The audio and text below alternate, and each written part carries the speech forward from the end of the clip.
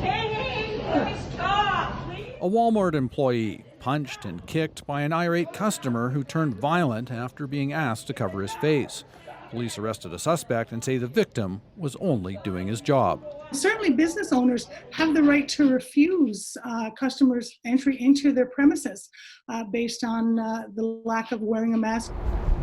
Another incident. In Nelson, a man turned abusive after being told to wear a mask. He spat on an employee at this cafe, who later had a heart attack and is now in hospital. Everybody needs to calm down.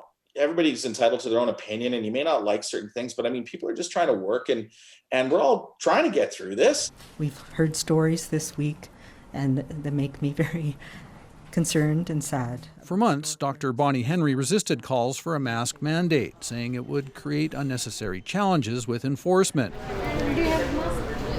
But she relented last week after retailers pushed for the ability to call in the police. This requirement to wear a mask in indoor public locations is a provincial order that everyone must follow, just as we do things like wearing seatbelts and helmets and following the speed limits. I said to stay off the bus till you put a mask on! But this leaves frontline workers as enforcers, leading to more stress.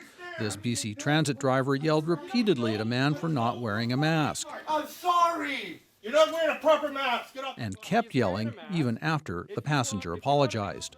The combination of enforcement and education should convince the vast majority of people to wear masks, says this psychologist, who warns that a few people will always be difficult to reach. 85 to 90% of people will be okay with it. For anti-maskers, you need another messaging strategy, a strategy that doesn't make them feel like they're being pushed around or robbed of their freedoms.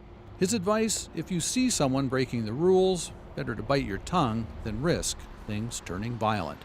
Greg Rasmussen, CBC News, Vancouver.